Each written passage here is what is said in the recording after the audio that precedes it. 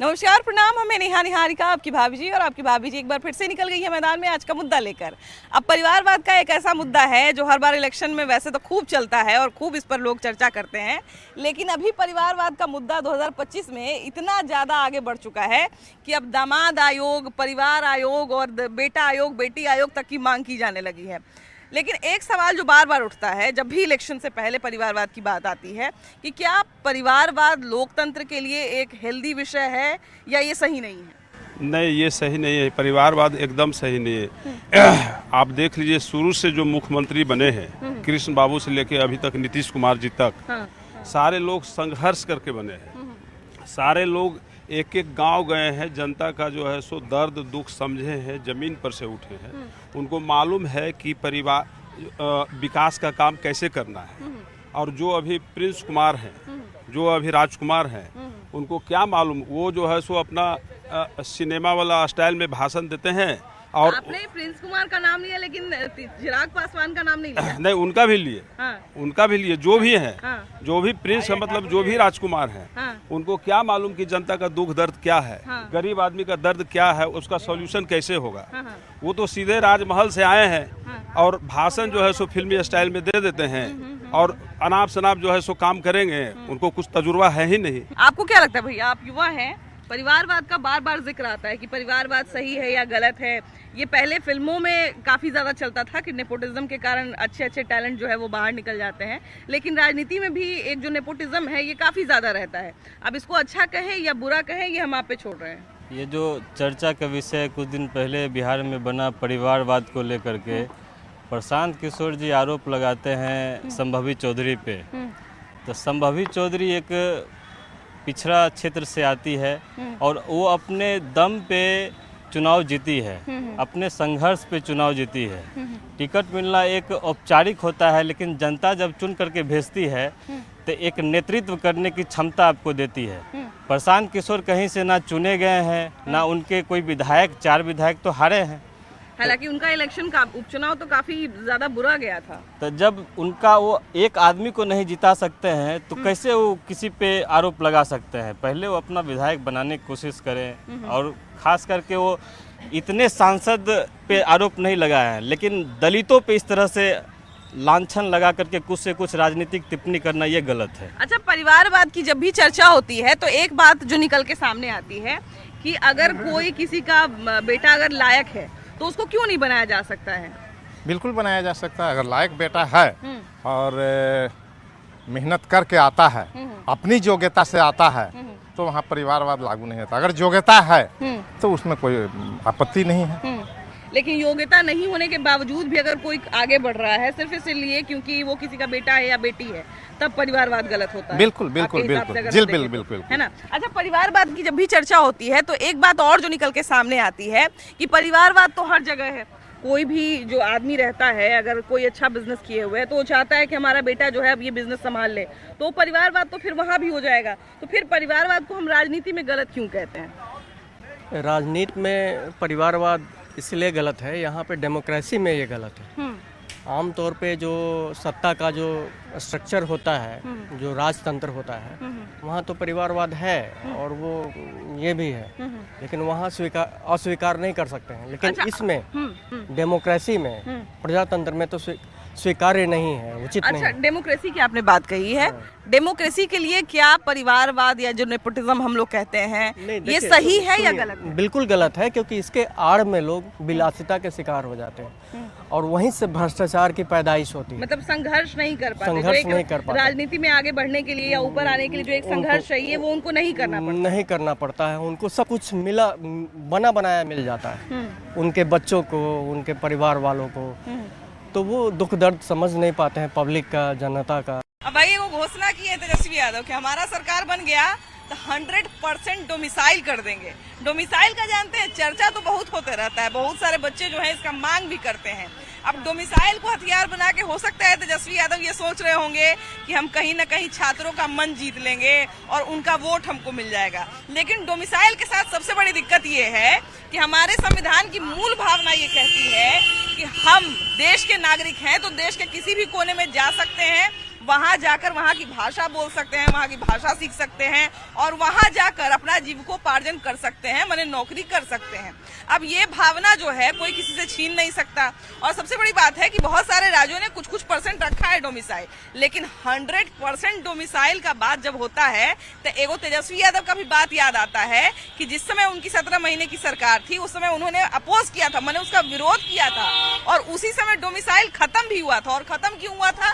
क्योंकि फिजिक्स और मैथ्स के टीचर नहीं मिल रहे थे। अब इन सारी बातों पर हम लोग चर्चा करेंगे और ये भी बात पता करेंगे कि आखिर डोमिसाइल की मांग कितनी सही है। भैया तेजस्वी यादव तो बोल दिए कि 100% डोमिसाइल दे देंगे अगर हमारा सरकार बन गया तो, लेकिन 100% डोमिसाइल का मतलब है कि हम किसी राज्य के आदमी को बिहार में नहीं घुसने दें। ये कैसे संभव है? ये तो तेजस्वी जी कहाँ से बोलते हैं, कौन पढ़ के उनको पटकथा बता के बताता है और कुछ भी बोलने के लिए वो तो स्वतंत्र हैं, तो वो बोल देते हैं, वो अलग बात है। लेकिन डोमिसाइल तो तेजस्वी जी के ही रीजन में खत्म किया गया था डोमिसाइल। और बिहार के कई बच्चों को, बाहरी बच्चे आए और बिहार में, खैर पूरा देश एक संघीय ढांचे में है तो वो तो रहना जरूरी है। हर जगह का लोग हर जगह रोजगार करे, हर जगह का लोग हर जगह नौकरी करे।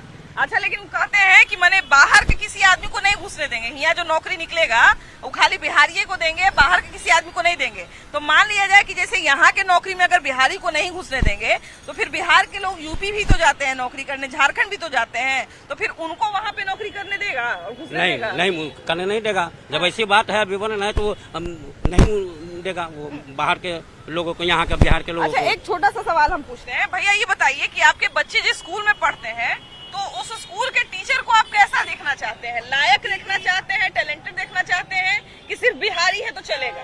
नहीं, टैलेंटेड देखना चाहते हैं और बस कोई भी वो अपना बच्चे को शिक्षा के लिए अच्छा काम दे। हाँ, तो अच्छा टीचर मिले, अच्छा ज्ञान मिले, अच्छा पढ़ा लिखा हो। है कि जैसे मान ले जाए कि चलिए टैलेंटेड नहीं है, उसमें प्रतिभा नहीं है, तब भी चलेगा, बस बिहारी होना चाहिए? नहीं, ऐसा कभी नहीं होगा। ऐसा नहीं हो सकता, कभी नहीं होगा। तो फिर तेजस्वी यादव कहते हैं कि हम 100% डोमिसाइल कर देंगे, मैंने खाली बिहार के आदमी को बिहार का नौकरी मिलेगा, बाहर का कोई आदमी टैलेंटेड भी रहेगा तब भी हम उसको यहाँ नहीं बुलाएंगे। बिहार के आदमी में बिहार में उतना नौकरी है कि बिहार के पूरा आबादी को नौकरी दे सकते हैं। अगर नहीं बिहार से बाहर जाएगा लोग और बिहार के लोग बाहर नौकरी नहीं करेंगे और नहीं धरेंगे तो वो अपने परिवार को क्या चलाएंगे? अच्छा, ये यहाँ बिहार कुछ है भी नहीं। बाहर जाने की आप बात कर रहे हैं।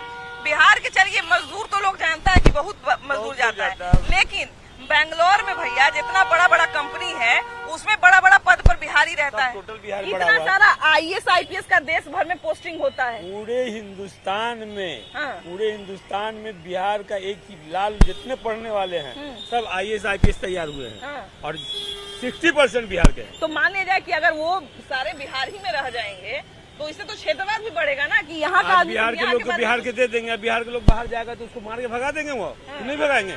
आप भगाइएगा तो वो नहीं भगाएगा, वो स्टेट छोड़ देगा क्या? ऐसा होता नहीं है, ऐसा नहीं होना, ऐसा नहीं होना चाहिए। ये गलत है। एक देश है, एक कानून सब जगह रहेगा। अब वो कर देगा स्टेट, वो कर देगा वो स्टेट, वो कर देगा वो स्टेट, ऐसा होता है? ऐसा नहीं हो सकता। हालांकि देखिए कि तेजस्वी यादव की कुछ बातें जो है बड़ा थोड़ा विचित्र भी लगता है, इसलिए भी लगता है क्योंकि उन्हीं के समय में डोमिसाइल को खत्म भी किया गया था। डोमिसाइल उसी समय खत्म, सरकार के समय, उसी की सरकार के समय डोमिसाइल खत्म किया गया था और फिर आज बोल रहे की ला देंगे। ला देंगे, ये होने की बात है। सरकार आएगी तब तो लाएंगे ना, अभी तो सोचा नहीं जा सकता। नहीं, अभी सोचा नहीं। हमारा एक ये भी उद्देश्य रहता है भैया कि मान लीजिए कि अगर हमारे बच्चे हैं, उनको नौकरी, कोई ऐसी नौकरी करनी है, कोई ऐसे क्षेत्र में जाना है जिसका स्कोप बिहार में नहीं है, तो क्या वो फिर बाहर नहीं जाएंगे वो पढ़ने? तो बाहर पढ़ेंगे और बाहर से कमा रहे हैं। आज बिहार के ऐसे, अब तो बिहार में रोजगार का सीजन चालू नीतीश कुमार के द्वारा किया गया। पहले हमारे जब लालू जी के शासन काल में थे तो हमारे परिवार के कई सदस्य जो बाहर में जाके कमा के अपना आशियाना बनाए और वहीं पर रहते हैं। डोमिसाइल नीति क्या है? एक देश है, कहीं भी रोजगार सकता है, किसी राज्य में जाके करे, ये कोई नहीं। ये सिर्फ बहकावा है, लोगों को भ्रमित करने का है कि हम जान रहे हैं कि मैं आने वाला नहीं हूँ, तो किसी तरह लोगों को बहका के वोट को आकर्षित करने का। अच्छा, क्या उनकी राजनीति बिहार तक ही सीमित है, इसीलिए बिहार के युवाओं का वोट लेने के लिए ऐसा कह रहे हैं? बस उनका राजनीतिक बिहार क्या मतलब कुछ ही अब क्षेत्र में बचा हुआ है, सीमित हो गया है। बिहार भी पूरा नहीं बचा है। अब तो कुछ ही क्षेत्र उनका बचा हो जो इस चुनाव में उनका साफ हो जाएगा। अब जानते हैं मैदान जरा ऊपर खबर है, काहे कि एगो दुर्लभ चीज हमको मिल गया, चचरी वाला पुल। पहले जानते हैं ज्यादातर गांव का हालत ऐसे ही था कि यहाँ पर लोग जो है जाने को मजबूर थे कि इधर से होके आ जाते थे। लेकिन भैया ये बात था 20 साल पहले का। अब हम आपको जो है ना 20 साल बाद सीधा आगे लेके चलते हैं। मैंने 20 साल के बाद क्या हुआ है वो आपको लेके चलते हैं। देखिए पहुंच गए कहाँ, पक्का सड़क पर। मैंने सीधा 20 साल जो है हम आगे आ गए हैं। अब देखिए बहुत लोग कहता है कि सड़क बिहार में जो बना तो उस शहरी क्षेत्र को तो जोड़ा ही, लेकिन ये ग्रामीण क्षेत्र का सड़क है। हम ग्रामीण क्षेत्र के सड़क की बात कर रहे हैं। ग्रामीण क्षेत्र का सड़क जो है समझिए कितना पक्का बन गया। तो बाकी हाईवे का हम आपको क्या बात बताएं, एम्स का हम क्या बात बताएं, कितना सारा एम्स का संख्या बढ़ गया। उसके बाद जो है हवाई अड्डा, हमारा पटना का हवाई अड्डा जानते हैं हंसने का पात्र हो गया था। मैंने यहाँ चढ़ने से आता था हवाई जहाज तो कहता था ए हवाई जहाज है बला है कि हवाई अड्डा है, मने कि बस अड्डा है, जो समझ में नहीं आता है। समझ में नहीं लोगों को आता था कि हवाई अड्डा है कि बस अड्डा है। तो देखिए उसका भी विस्तार किया गया, मैं 5 स्टार बना दिया गया हवाई अड्डा को। और उसके अलावा कोसी चले जाइए या पूर्णिया चले जाइए, मैंने जहाँ चले जाइए पूरा कोसी जो है एकदम हवाई जहाज नियन पार हो जाएगा ओवर ब्रिज पर। तो लोग जब इस सब पे चढ़ते हैं ना तो कहते हैं कि सही में भाई डबल इंजन का सरकार आया बिहार में तो तनी रोड वूड का विकास हुआ, इंफ्रास्ट्रक्चर का विकास हुआ, गाँव गाँव में बिजली पहुँचा, गाँव गाँव में शिक्षा पहुँचा। उसके बाद रोजगार का देखिए कि रोज कितना सारा अवसर बन रहा है।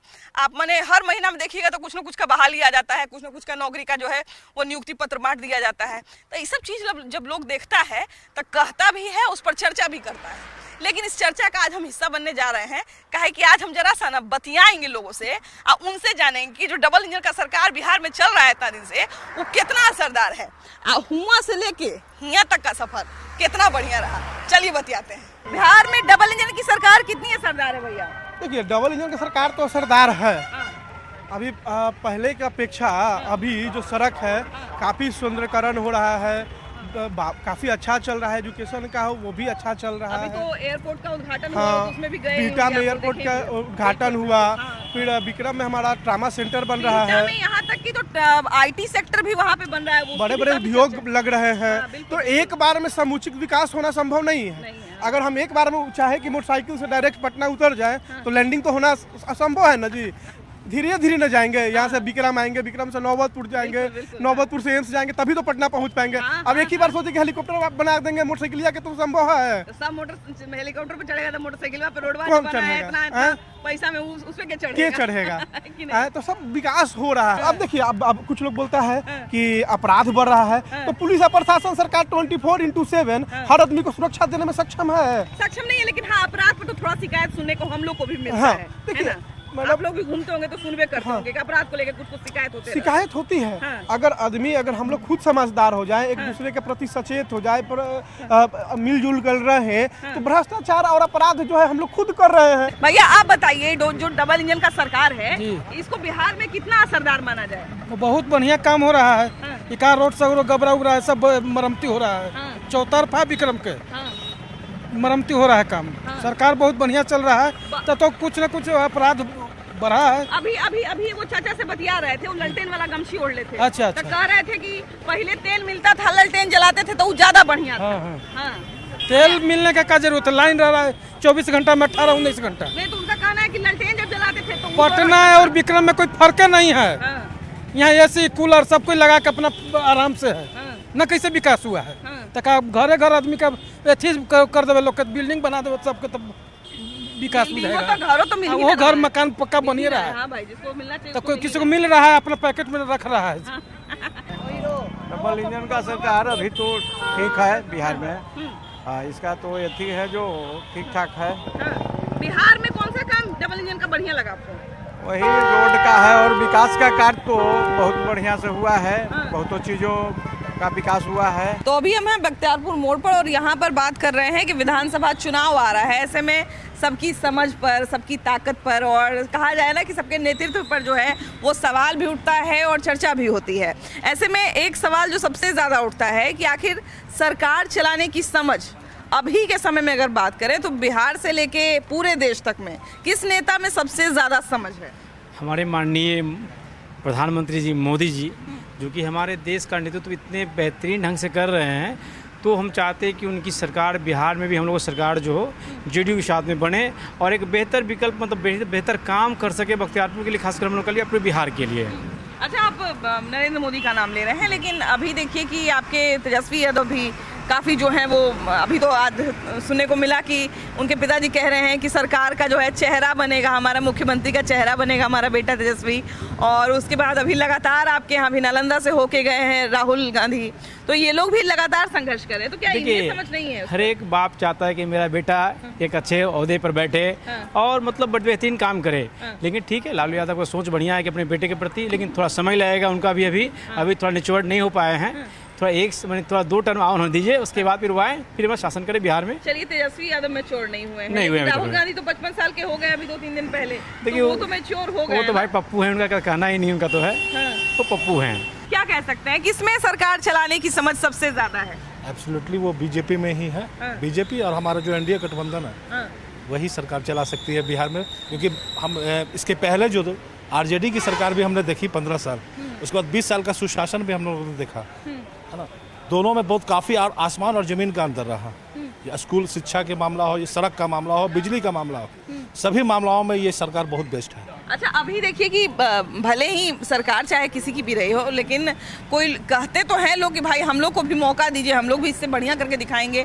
तो क्या सरकार चलाने की समझ अभी जिसमें भी हो, लेकिन क्या किसी और लोगों के साथ मौका लिया जा सकता है, मौका किसी को दिया जा सकता है? क्या लगता है? माननीय मुख्यमंत्री जी जो है ना, विकास न्याय के साथ किए हैं, न्याय के साथ विकास, और विकास पुरुष हैं, इतिहास लिखे हैं बिहार के लिए, और चौतरफा चारों तरफ काम हुआ है और काम दिख रहा है ज़मीन पर। इसलिए किसी का गुंजाइश नहीं है, एनडीए की सरकार बनेगी और अपने बलबूते पर अच्छा प्रदर्शन करेगी और निश्चित रूप से बनेगी सरकार। बिल्कुल बात, अगर विकास की जाए तब तो खैर हम लोग विकास के नीचे ही खड़े हैं, क्योंकि ये जो ओवरब्रिज आपको हम जिसके नीचे हम खड़े हैं यहाँ पर, तो पहले लोगों को बख्तियारपुर जाना हो, चाहे बाढ़ जाना हो, चाहे मोकामा जाना हो, चाहे बढ़ैया जाना हो, तो यही मोड़ से आगे घूमना होता था। लेकिन अभी जो है वो आप सिर्फ मतलब पूरा बख्तियारपुर स्किप करके यहाँ से, ये एक तरह से इसको आप रिंग रोड मान सकते हैं कि आप यहाँ से सीधा पकड़ेंगे और हमको लगता है कि बेगूसराय भी आप शायद पटना से 2-2.5 घंटे के अंदर पहुँच जाएंगे। तो ये चीज़ें जो है वो ऐसी होती हैं जो प्रत्यक्ष दिखती हैं, और इन चीज़ों पे अगर बात होती है तो जनता को भी समझ में आता है कि हाँ वो चीज़ें ठीक हैं। लेकिन बावजूद इसके सरकार चलाने की समझ अभी सबसे ज्यादा किस नेता में? माननीय मोदी जी में, और बिहार के लिए नीतीश कुमार जी, एनडीए गठबंधन सबसे बढ़िया। सबसे बढ़िया जी है। हाँ। क्यों ऐसा क्यों कहते हैं? देखिए जी, हम मधुबनी डिस्ट्रिक्ट से आते हैं। अच्छा। और हम पहले पटना आते थे तो 7 घंटा 8 घंटा 6 घंटा से कम नहीं लगता, 7 घंटा 8 घंटा। अभी हम 2.5 घंटा में अपनी गाड़ी से पटना आ जाते हैं। 2.5 घंटा में जी, 180 किलोमीटर हर 1 घंटा में। और 4 लेन बन रहा है, भारतमाला प्रोजेक्ट मेरे बगल से ही गुजर रही है, तब तो और हमको लगता है कम समय लगेगा।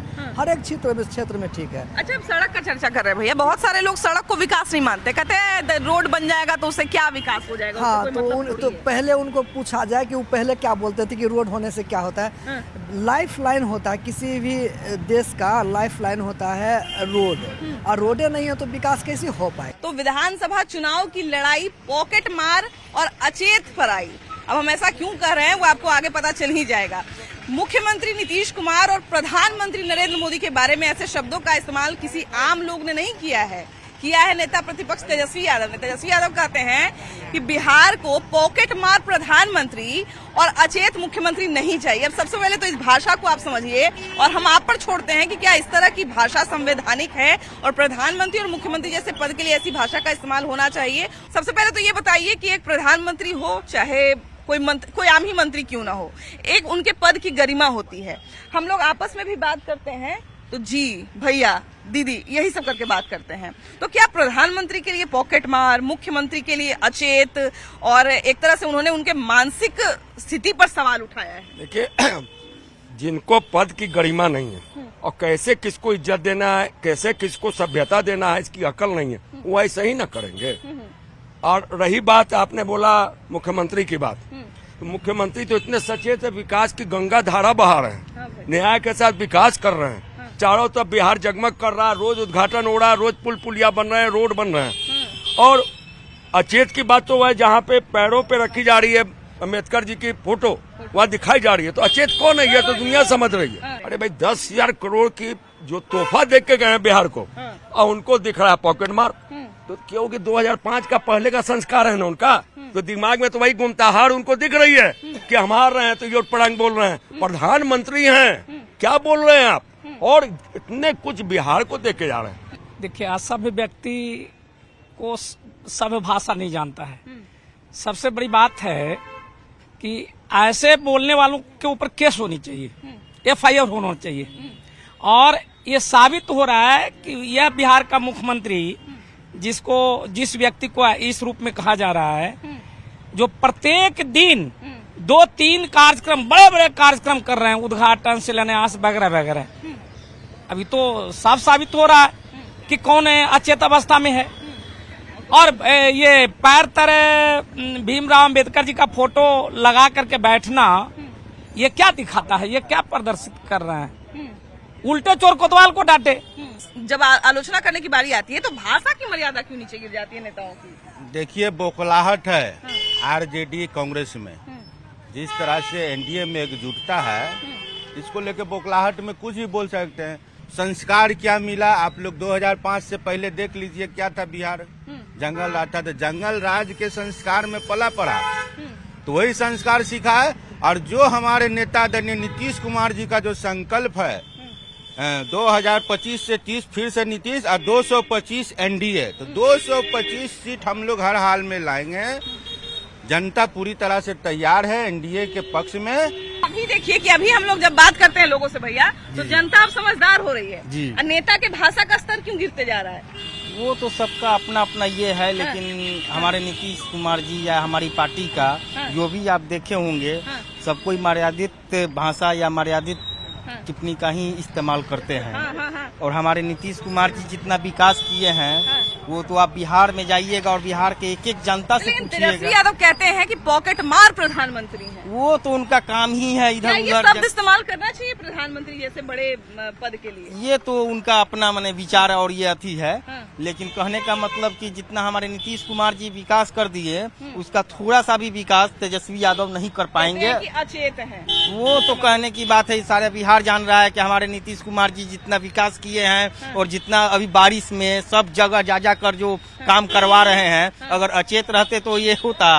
ये तो कहने की बात है, कोई कुछ भी कह सकता है। भैया, आजकल अगर किसी चौराहा पर खड़ा होकर हम किसी आम आदमी को पॉकेट मार अचेत कह दें, तो मार के मेरा धुना फोड़ देगा। सही बात फोड़ देगा ना? सही बात है। प्रधानमंत्री मुख्यमंत्री को कहना आसान है। उनको ज्ञान की कमी है, तो आप सोच सकते हैं क्या बोल सकते हैं। दूसरे को अशब्द बात बोलेंगे, ज्ञान के भंडार नहीं उनके पास है, ज्ञान है, अज्ञानी है। तो है ही नहीं, पढ़े लिखे व्यक्ति बोलते हैं, कुछ मुंह में बोल देते हैं। क्या पढ़े लिखे होने में और नहीं पढ़े लिखे होने में भाषा का अंतर हो जाता बहुत है? बहुत अंतर है। एक शिक्षित व्यक्ति और अशिक्षित में बहुत अंतर होता है। आपको एक बात बता रहे हैं, जब समाज का डिफरेंसेस होता है, उसको मिटाने के लिए एक मानसिकता की भी बहुत ज्यादा जरूरत होती है। हमको लगता है कि उसको कोई सरकार नहीं कर सकता है। उसको हम आप एक दूसरे को सम्मान जब तक नहीं देना सीखेंगे, जब तक हम ये नहीं समझेंगे कि हम जिस तरह से इंसान है, सामने वाला भी इंसान है, तब तक शायद ये चीजें खत्म नहीं होंगी। लेकिन हाँ, हम यही मानते हैं कि अभी इन सब चीजों के मामले में जो हमारे युवा हैं, जो हमारे अभी के लोग हैं, वो सब जागरूक हो रहे हैं। बाकी आप जरूर बता के रखिएगा